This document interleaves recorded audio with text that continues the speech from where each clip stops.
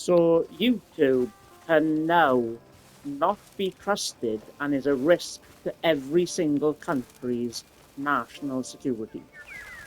So since just before and when Donald Trump basically took office in America, he basically went to different social media sites and stuff like that and started intimidating social media sites to basically normalize propaganda and extremist disinformation. So I was looking it up today to double check, and I looked it up not long ago. So I found this. So I'm going to read through the first part.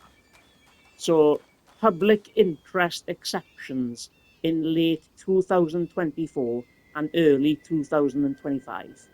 YouTube expanded exemptions for videos deemed in the public interest.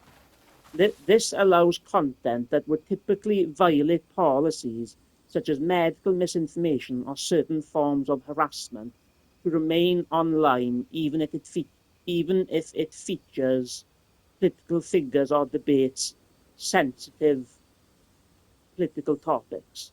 So what that basically means is that YouTube is now no longer bothering try to discipline extremist disinformation and propaganda artists if they spread like extremist disinformation and spread extremist lies. And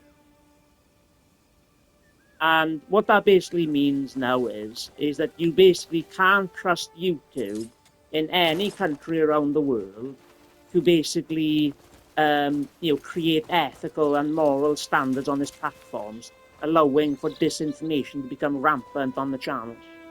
And when it says features political figures, what it's basically saying is if you have rich, corrupt political actors online, and they're well known, it basically means that YouTube is not going to touch them, even if they platform extremist disinformation and lies.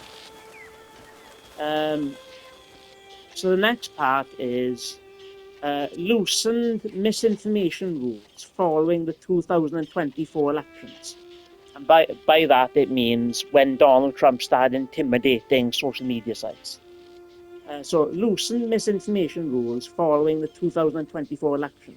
YouTube began permitting clips of candidates even if they violated standard platform policies, normalizing, like spreading disinformation and extremist, bigoted lies. The platform also retired several COVID-19 misinformation policies that no longer made sense in the current political climate. Okay, fair enough in the last part, like.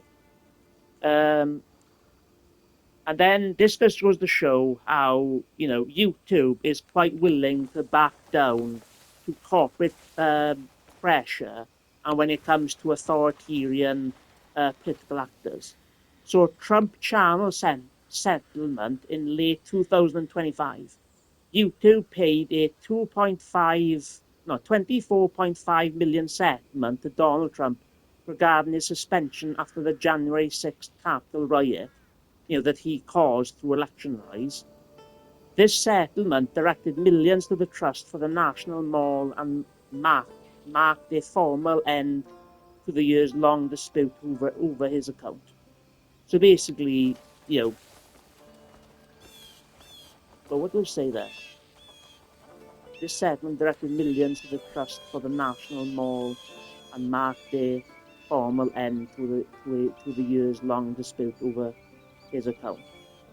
Well, that's basically clearly Donald Trump basically, going after them, YouTube, basically intimidate them to do what he wanted, or to continue to do what he wanted. So what this basically means is now, is YouTube is able to be accessed all around the world by all countries around the world, not just America.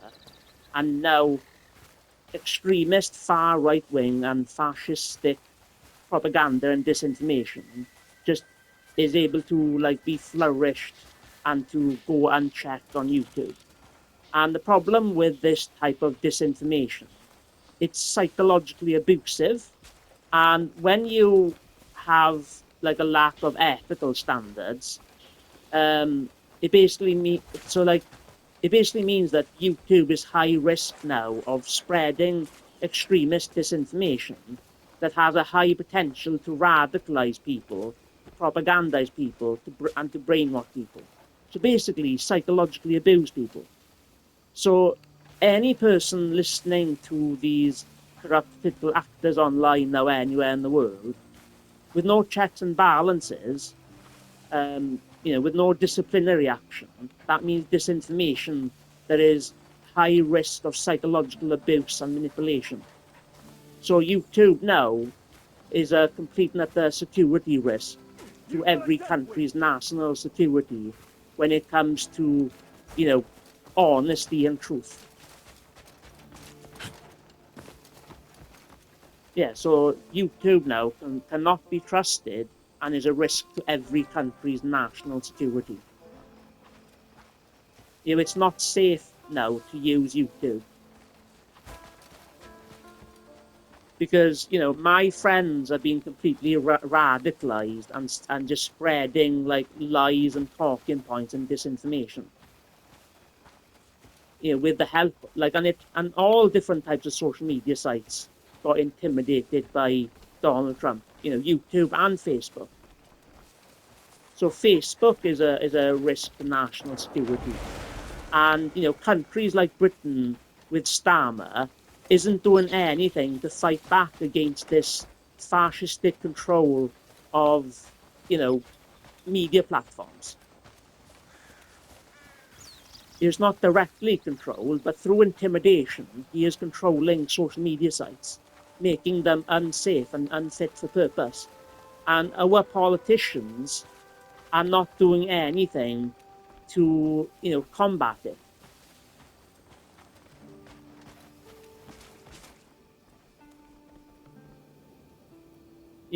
Like people now are, people that I know now are openly using the N-word and complaining about, brown and black people being in a neighborhood, all because of disinformation being normalized online, which now is completely unchecked by these platforms.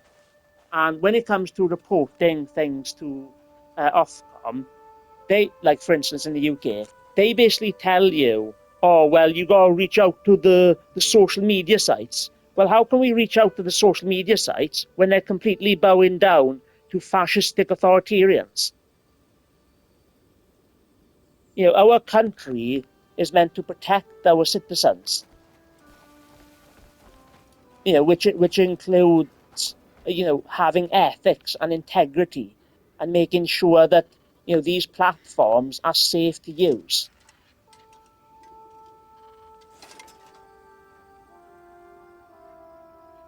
Yeah, so YouTube now cannot be trusted and is a risk to every country's national security.